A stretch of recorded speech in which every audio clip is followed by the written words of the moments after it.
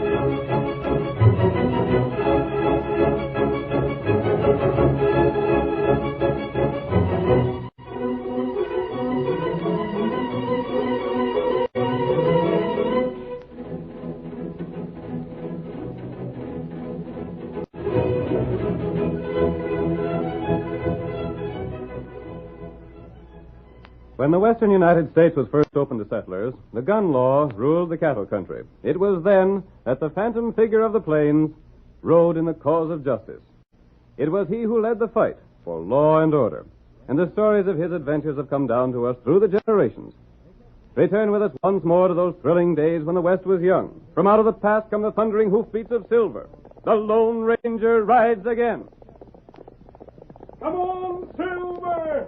Tonto's waiting for us on the trail ahead! Hail, Silver! Away!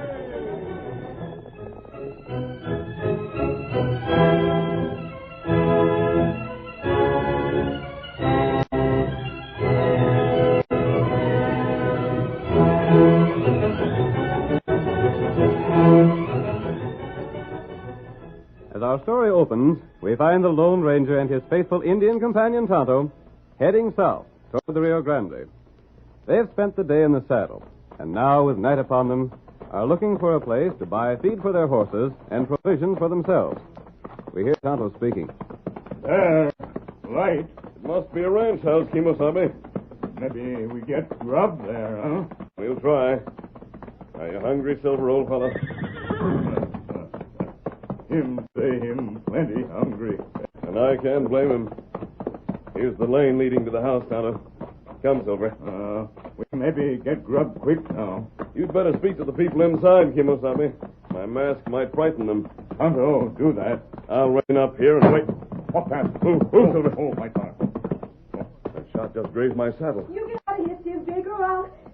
Oh, it's a mess. What's the trouble? I thought you were someone else. Please forgive me. Wait! Ruth, what is it? What happened? Close the door, Lee. That's plenty strange. That woman mistook us for someone else, Tonto. Come on, Get him Silver. up, white feller. We let them think we're leaving. Huh? But we'll circle around, then come back again. Why do that? She sounded as though she feared this man she called Steve Drago. That's right. That was a Taylor place, wasn't it? Huh? And she must be Mrs. Taylor. Oh, white feller. over. They can't hear us at this distance. We'll go back now. We not make noise. We'll be careful. Come on, Silver. Get him up, white feller. I want to find out why she fears Drago. Huh? She must have been expecting him, or she wouldn't have been waiting outside the fire when he arrived. Her plenty brave. It was a brave thing for a woman to do, but she must be desperate to attempt it. That's what Tonto think. We don't want to get too close to the house this time. Maybe her outside again. I don't think so. He probably wouldn't have the courage to try the same thing a second time. This is close enough. Silver. No one will be able to see the horses if we leave them here. No. Trees hide them. Stay here, Silver. Come, Tonto. He come.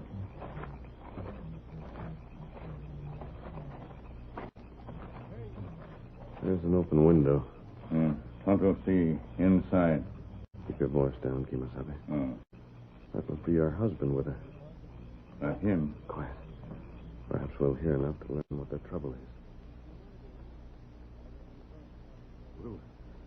Ruth, you shouldn't have done it. If that'd been Steve Drago, it'd only made things worse. I'd like to kill him. Well, anyhow, you sure scared them other fellas away. I wish you'd do the same to Steve. We ain't strong enough to fight him, honey. If you're a man, you will leave. But how? He's got a whole bunkhouse full of cowhands. The last fella I had working for me drawed his pay yesterday. You can't fight against odds like that. No? Steve grabbed off the water hole and left men to guard it, so as I couldn't water my stock. What cows I got that ain't been run over the edge of the canyon are dying of thirst. If I were a man, I'd fight no matter what the odds. I'd never give up. I can't call in the sheriff because there ain't no witnesses to what they done. Witnesses? And this is all open range, so I can't claim he's took what belonged to me.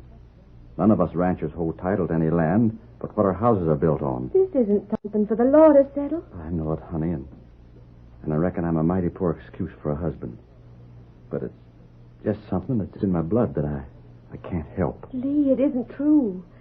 You've just told yourself that so often. You've made yourself believe it. But Pa was... And you think that because your father was a coward, you are too. I've heard folks talk about the way Pa died. He just stood there and let them shoot him down. He was too scared even to go for his gun. You don't know whether that's true or not. That was over in Wyoming. But the story got back. But... And his pa was the same way. It's just something that runs in the family, I guess. Oh, honey, listen to me. I know you better than anyone else in the world. I know you're brave and strong and fine. I know that you're as capable as any other man on the range. It's only that you don't believe in yourself. Oh, Lee, believe what I tell you, not the stories you hear from other people. It's the only way you can keep from losing your home, your self-respect, and me. I'll try, Ruth. When Steve Drago comes here tonight, you just tell him... That sounds like him now. Now, remember what I've told you. Come in. Evening, folks. Me and Buck here dropped over just like I said we would.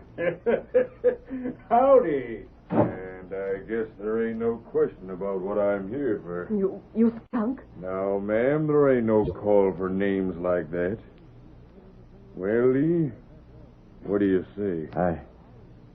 I ain't moving out. Huh? You heard me.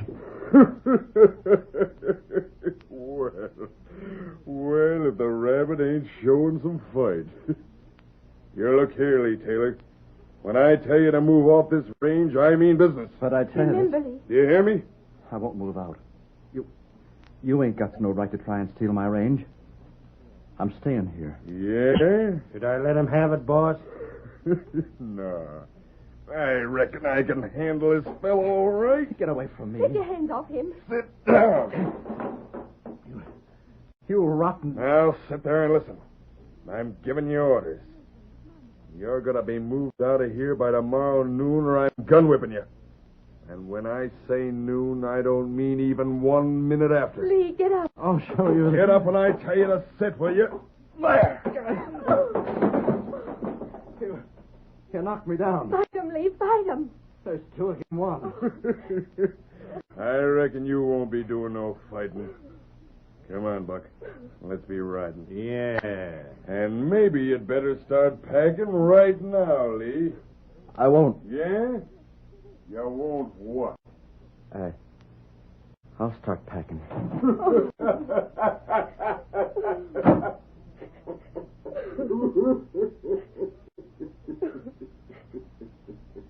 Lee, What is it, Ruth? I'm leaving you.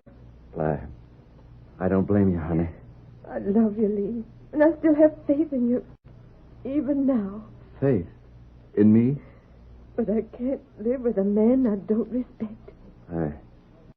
I said I'm not blaming you.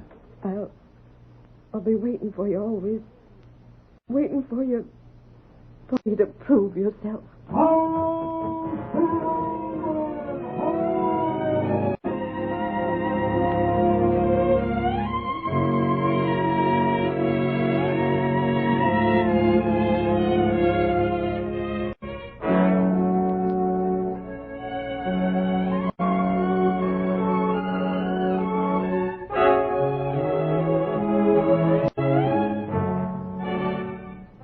The following morning, their few belongings stowed away in the buckboard, Lee Taylor and Ruth left the ranch house behind them and drove to town.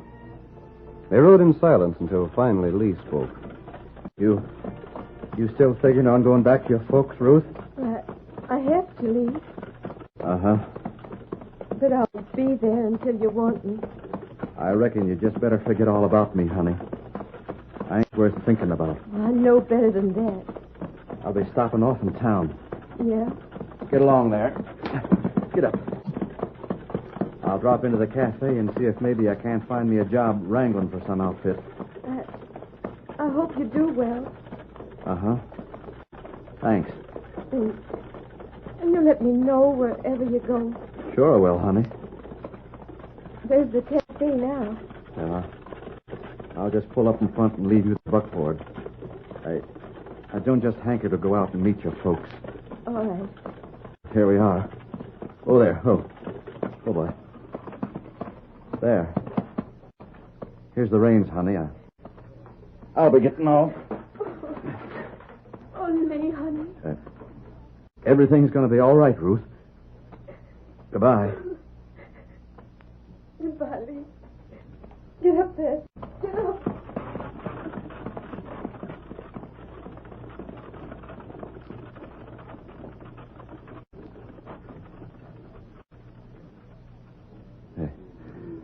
I guess there ain't nothing lower than me anywhere. And there goes the finest wife a man ever had.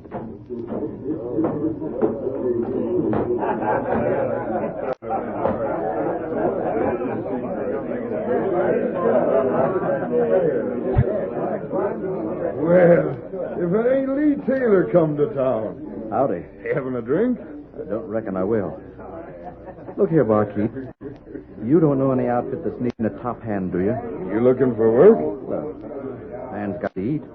Well, Lee, I've always liked you, but... Yeah? Oh, doggone it. I reckon you savvy without my telling you why it ain't going to be easy for you to find a job around here. So everybody knows about me and Steve Drago, huh? Well, there's been a heap of talk. Sure I know. I'm a coward. I'm a yellow rat. I've got no more backbone than my paw had afore me.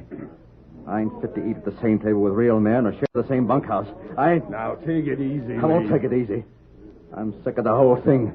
I wish I'd never been... Well, Lee, I see you moved out today like the boss told you to. You... Looking for trouble? I ought to shoot you and Steve and your whole crooked bunch. You take my advice and you clear out of this country. Yeah? Before me or one of the boys loses our tempers and takes you over his knee and spanks you. Cut out that kind of talk, Buck.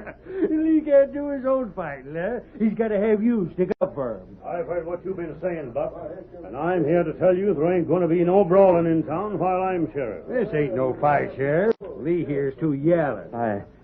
I reckon I'll be running along, fellas. Who's that fella just came in? He's masked. An outlaw. I'm not an outlaw. Put up your hands. No, you won't. Look at that brawl. Like chain lightning. You can't arrest me, Sheriff, for wearing a mask. But I'll... Lee, Huh? I came here for you. What's that for me? I want to talk to you. Put down them guns. I'm the law here. Lee and I are leaving. What do you want me for? What do you... Come along. Let go of my arm. Hey, wait. Where are you taking Lee? You'll see him again soon enough. I don't have to go with you. Out that door. What's the idea? I'm going to help you. You can't help me. Nobody can. Get in that saddle. Stop. Hurry. All right. Stop it. Stop that man. Don't let him get away.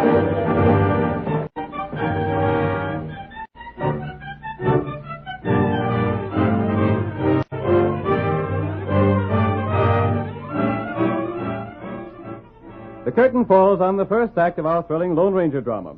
Before the next exciting scenes, please permit us to pause for just a few moments.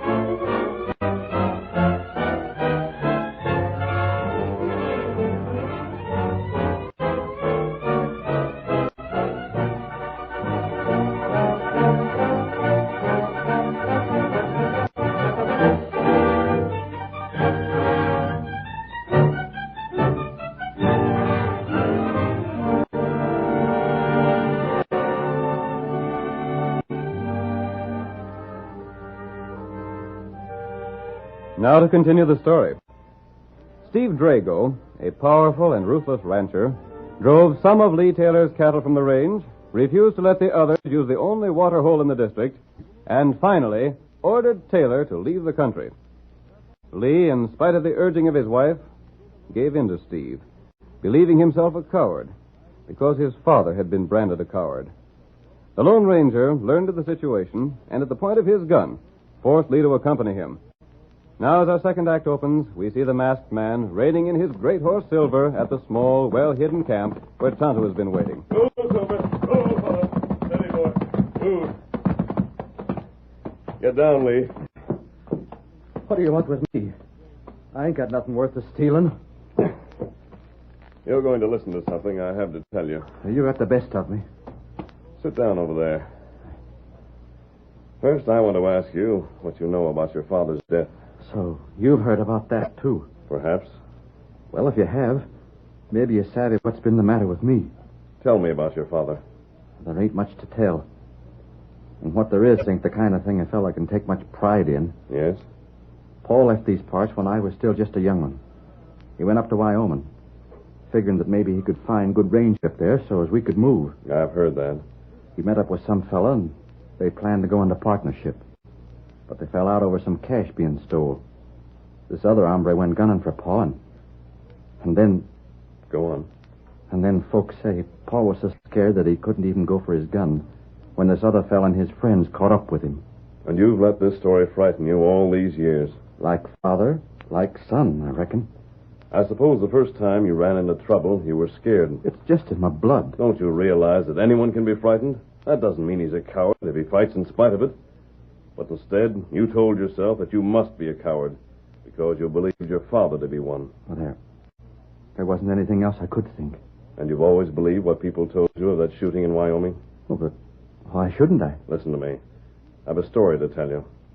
It's about a man who, like your father, went to Wyoming. Yeah?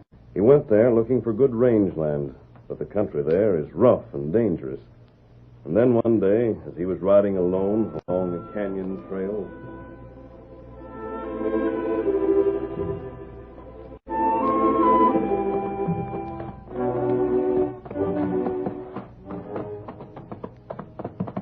If I knowed what this trail was like, I'd never come this way. Careful there, old fella. What's that? Jack! The trail's sliding away!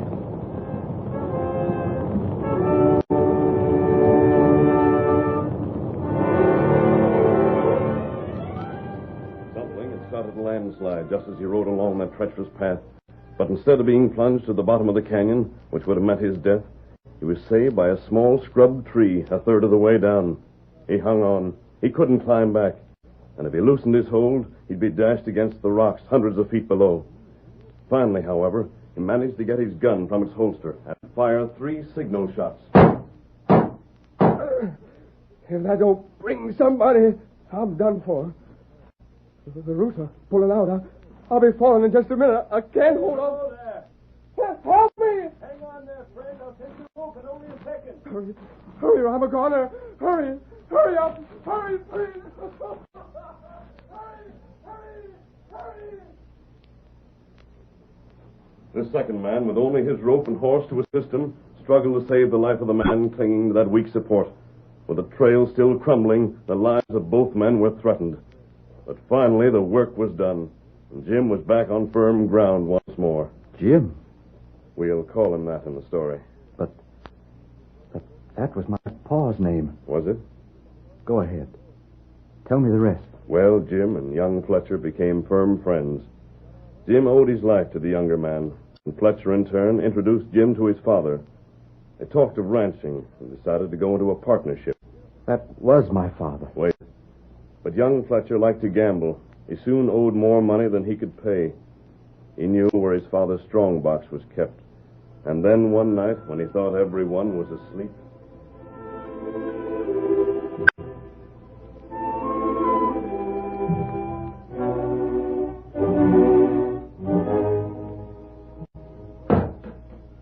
There. $1,000 in folding money. That'll pay what I owe and it'll keep me. What are you doing? Huh? You're stealing. I got to have it. Don't tell my pa. If this ain't paid, them gamblers will kill me. Look here, I saved your life. You can't let pa know about this. You can't.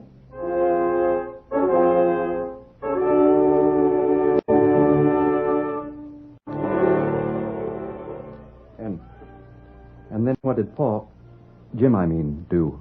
What could he do? He couldn't tell the father of the man who had saved his life that his son was a thief. He couldn't make the boy put the money back and be killed by those gamblers. And he didn't have the money himself to help. Yeah? He had only one choice. When the boy had gone, Jim wrote a note. Said that he had to leave in a hurry, then saddled and rode off. But what did he do that for? He knew he'd be suspected of theft instead of the boy. He hoped to make his escape so that it wouldn't matter.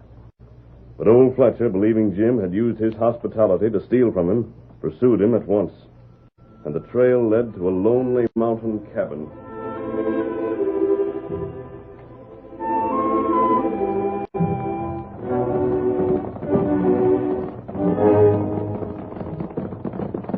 He must be there, boys. I'll get him. I'll get the sneak myself. You fellas stay here. Stand where you are. I've been looking for you to catch me. Where's the money you stole? I ain't got it. You're lying. Maybe I am. Maybe I ain't. But that's all I got to say. Killing's too good for you. You come to my house, pretend like you're a friend, then run off with my cash. That ain't true. But I'm not arguing with you, and I'm giving you an even chance. Go for your gun. I won't shoot you. Go for your gun, I say. No. Well, I gave you your warning. I can't do more than that. I'm counting 3. And if you don't draw by then, I'm shooting anyhow. 1, 2.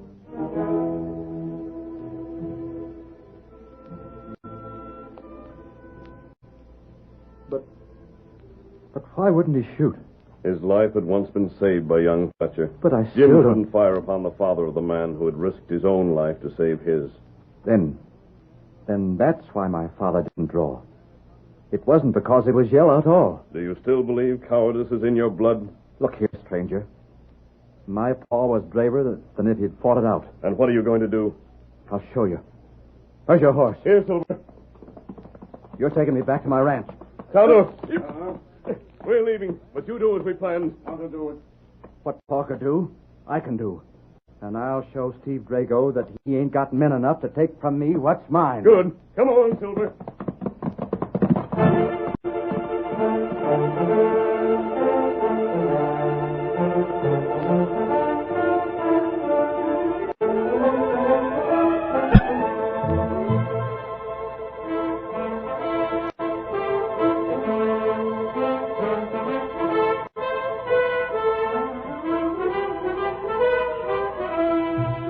The two men raced across country to Taylor's place.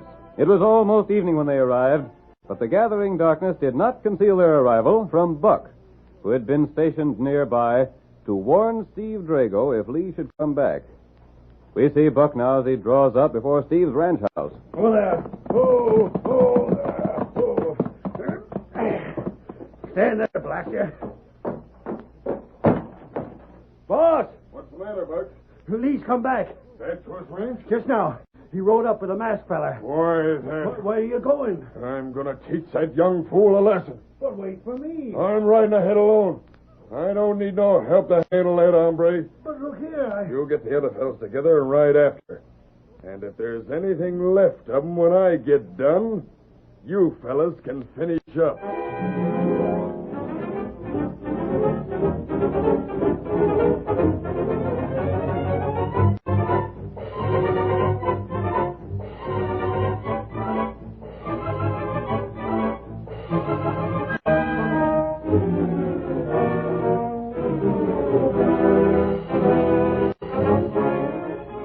Lee was alone when he heard hoofstop outside.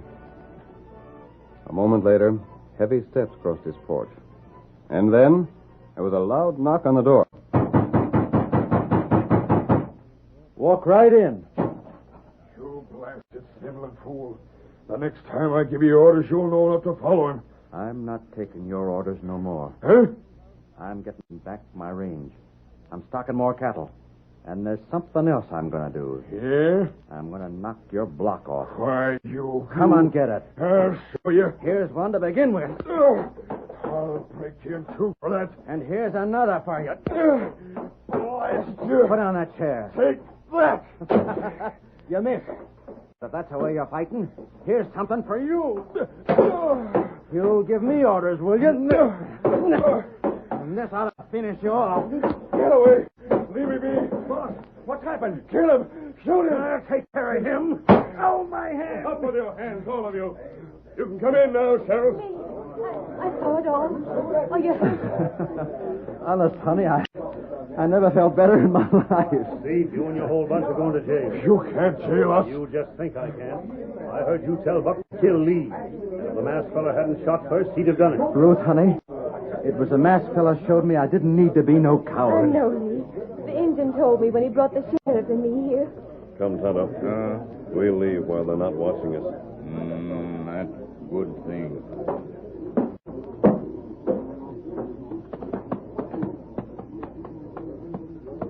Steady, Silver, old fellow. You tell plenty good story. It did the work, Kimosabe. But him not know that not him father.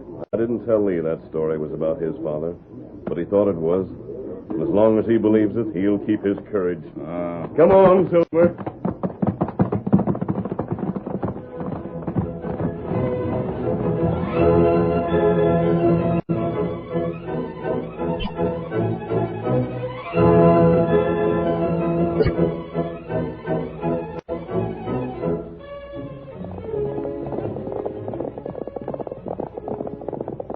Come on, Silver, old fellow. We're heading for Jackson City. Hi-yo, Silver! Away!